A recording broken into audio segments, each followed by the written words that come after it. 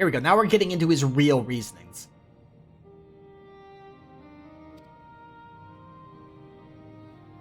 After waiting for 30 years, the first thing he wanted to do was to demonstrate his newfound strength. But killing Papa didn't satisfy him, so now he's bent on proving himself stronger than me and Kona, who bested him in the right of succession.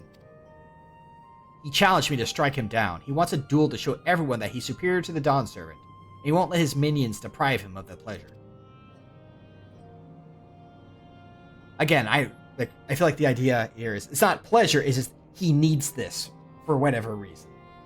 Because of, cracking under the pressure. Then why hasn't he appeared and given you your chance? Surely he is aware of our presence here. At that, I can only guess. Perhaps he wants to dazzle us with his wondrous realm, but if he won't deign to appear, then we'll force him to do so.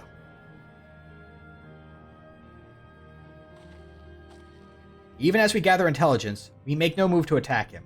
Show absolutely no interest in a confrontation.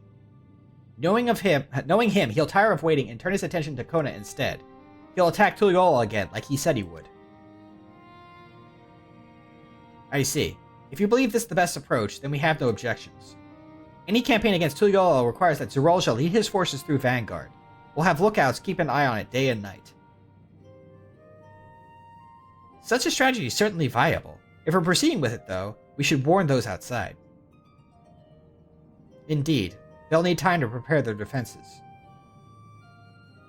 I should be glad to coordinate our efforts. I'm already in regular contact with the Shola, and we'll make sure to keep our comrades apprised of developments. You can leave Vanguard to us. We'll send word at the first sign of movement. It seems we have a plan. While we wait for Zarool Ja to move, you do well to prepare for battle, and it begins with familiarizing yourselves with the technology that empowers him. To that end, I'll show you Oblivion's main headquarters.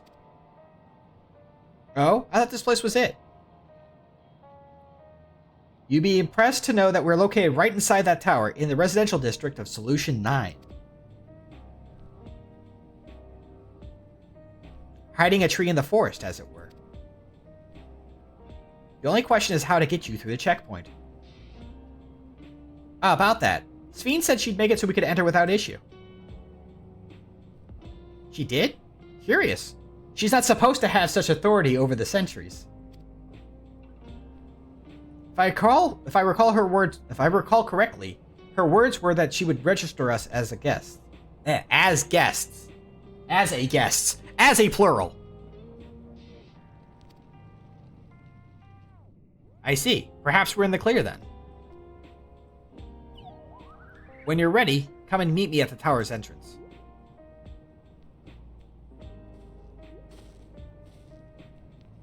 Before you head out, give us a moment to introduce ourselves properly, eh? After all, names are good to know when working together. Usually, yes.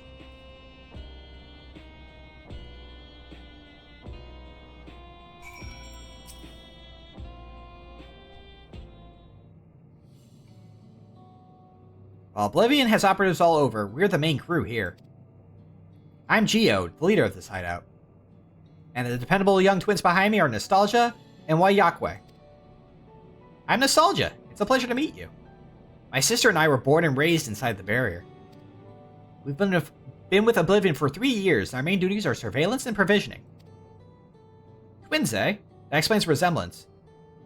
Wayake is a Natawan name, unless I'm mistaken. That's right. Our mother is Tuliyola and our father is Alexandrian. They wanted to honor both cultures. They're beautiful names. Thank you. Though I have no memories of my mother, I like to think I carry a part of her with me. Again, the issue of having, it's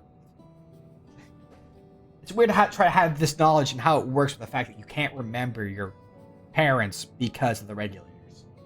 But again, I guess they're kind of not dwelling on that. So you may remember vague things about your parents, but you can't remember them precisely. So they know that their parents wanted to honor both their cultures, but if you tried to ask them about their parents, they have no memories of them.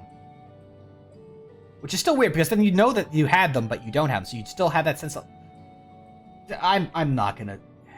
Again, I'm reading too deep into it. I'm going too deep. Suspension of disbelief, I guess. So, what made you decide to join Oblivion?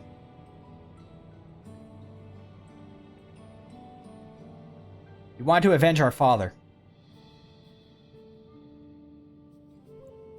Ambrose was his name, and years ago he was taken away after a scuffle with a soldier over a disagreement. It was a minor incident, so at first we clung to the hope that he'd be released. But when months went by with no word from or about him, we made the decision to remove our regulators. We had already lost memories of our mother. We didn't want to lose those of our father as well. Okay, so maybe they have memories of their father telling them this stuff, but they don't have memories of their mother directly, so they have inadvertent memories of their mother. Secondhand memories, as it were, still. Right, okay, I forgot about that bit, so that makes it work a bit. Okay. In this case, it works anyway. They'd all forgotten about him now, everyone who had known him. That bastard, even here he thinks nothing of his own people. Sometime later, we were approached by a member of Oblivion. Hoping to get justice for our father, we joined the Order. I'm sorry, I didn't mean to darken the mood. It's okay, I've been stopping this thing dead to talk about my issues with the whole system, and also to, talk about my roleplay stories from years ago. You're fine. No, I appreciate you sharing this. Together, we'll avenge your father. Thank you. Something tells me you have what it takes. You introduce yourself too. Go on. It's pretty much the same story for me. While mine is a Tanatawan name, I haven't the faintest how things are outside the barrier. It's my dream to go see it with my own eyes, our mother's homeland. Once peace is restored, you must come and visit. The wilds are beautiful, the food delicious, and everyone's so nice. You'll love it.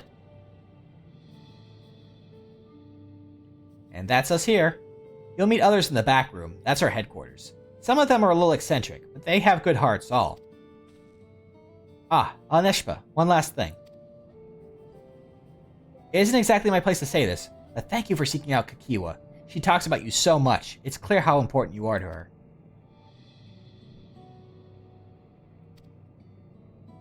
That's all. Be good to your mother while you still can, eh?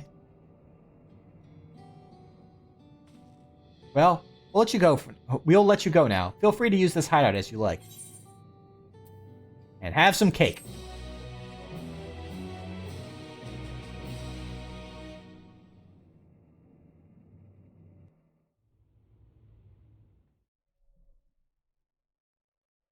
Meanwhile, in Everkeep.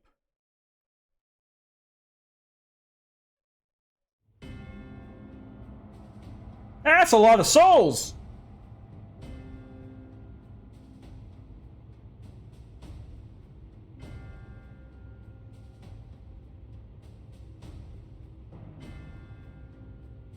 You've been consulting with Wook Lamont. How dare you?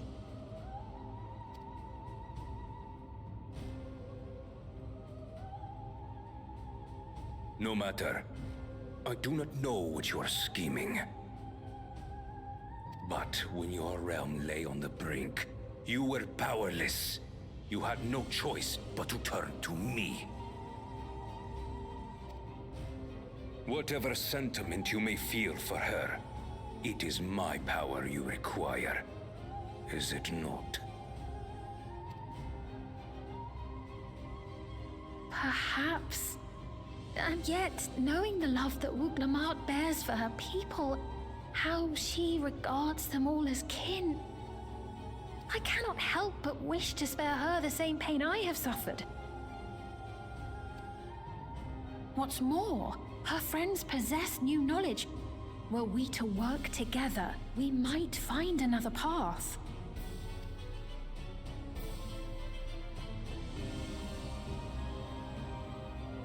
I know you're loath to consider it, but is there no hope for peace with Tuliolo? What we've already done may be unforgivable, but it needn't continue. You needn't kill your brother and sister. I slew my only flesh and blood. Yet you attempt to sway me with an appeal to family. The memory of my father's final moments still fills me with disappointment. Age came for him before I did.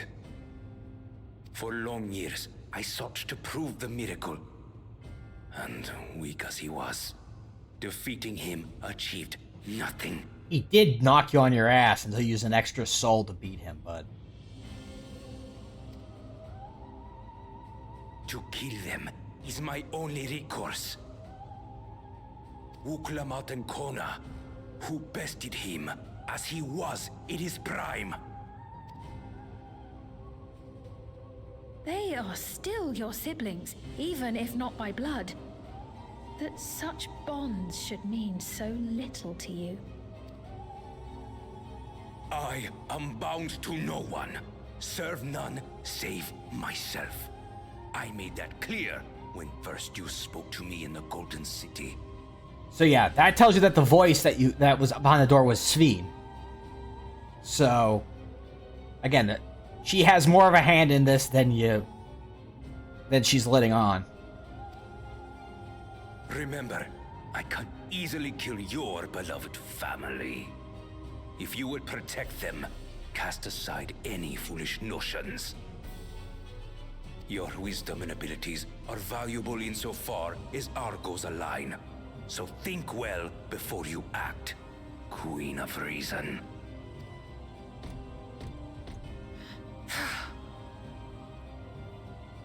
Uklamat, if you are father's worthy successor, then you will find your way to me. I guess another problem I have with Sveen... But should you fall short, I will lay waste to Tuli Yolal. Is, again, as I said, like... This is kind of what she tries to do. Her ways of trying to, seek a different solution are just... What if I just try talking to Zarool Ja? What if I try talking, a lot of talk and not a lot of action. So it actually kind of exemplifies a lot of telling and not showing. Just also in her process of how to solve the problem.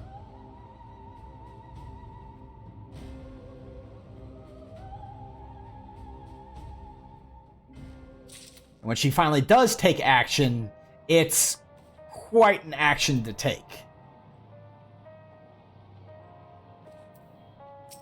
But we'll get to that when we get to that. Well, Clement is eager to head to Everkeep. Right, Kakiwa's waiting. Let's head to the tower. Actually, I think this... Yeah, this will get us where we want to go next, which is... The stopping point I was thinking of was we're going to quit before we go into Solution 9 and leave that reveal for Wednesday. In the meantime, of course, I'm going to do the quest cleanup. All that good stuff.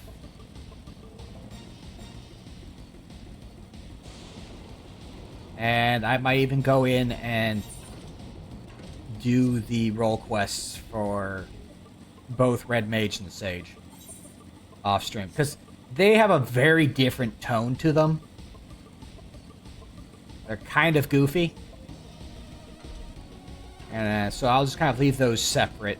And if if you want to see them yourself and you haven't done them, I definitely recommend doing it, just because usually completing all the role quests gets you something at the end, so there's always going to be a reason to do it.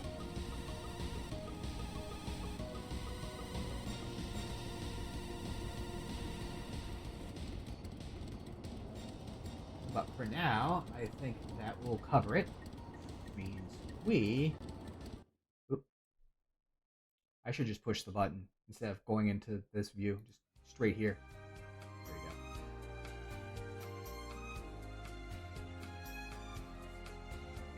We're gonna wrap things up there. I'm gonna go get something to eat. I might do some more stuff. I still feel plenty full of spoons, so I will probably... do some other things I had planned for the evening. Like make some more improvements to the stream. I have an emote I might adjust a little bit.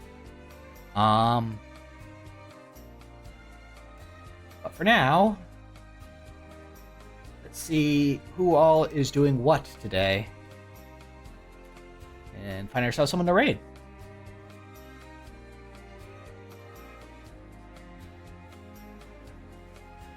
Not too many folks. We do have someone, though. Geop is looking at wild houses. It's a thing he does a lot. And there's some pretty wild houses from what I recall. So we're going to go and hang out with him. All this happened. If you are on my Discord or follow me on co-host, you'll see that I already have my schedule for the rest of the week already set up. So there's actually going to be another stream tomorrow because of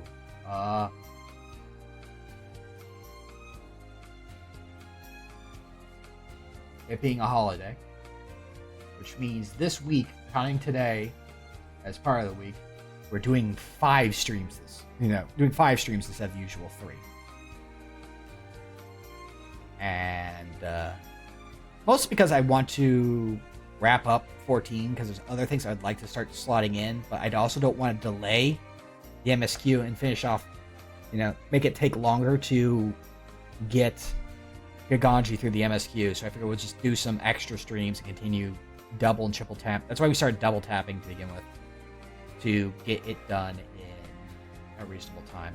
Let's get you up on screen while I talk about this. There you go. Thoughts to think when you're fighting for your life. But, so, we're doing a different game tomorrow. Wednesday and Friday are more 14. It should bring us, hopefully, a good way towards wrapping up the second half. I think if the first half took about 5, I feel like this will put us, with this week, put us maybe a session 3 tops away from being done with 14. So that means it'll be another week or so until we're done with that and able to swap some other things in. If they've got exit lighting, this had to have been something, right? It's gotta be. Why would you have this in a typical home? Saturday, of course, is continuing with SD Gundam Battle Alliance, which I've already finished the grinding for to get all the blueprints that I wanted. So make it look like the pool table we'll be good there. And speaking of Gundam, tomorrow we'll also be playing another Gundam game. So we're gonna be swapping out a bunch of Final Fantasy for a lot of Gundam, apparently. Huh. So if any of that catches your fancy, definitely swing on by. There's a walkway. I can't get a sense of if not, enjoy the rest of your weekend. Whether you have it's a regular weekend for you or a long weekend, you take care of yourselves, be excellent to one another, and let's get this raid rolling on to Geop. I've already held up this long, so let's get this raid rolling. I feel like I may have pulled another house we've been to before. I feel like this may be one. All right, and here we go. Ta-ta for now. It's an inversion table. And I'll see you all next time. Man, is this an accidental rerun night? What's going on?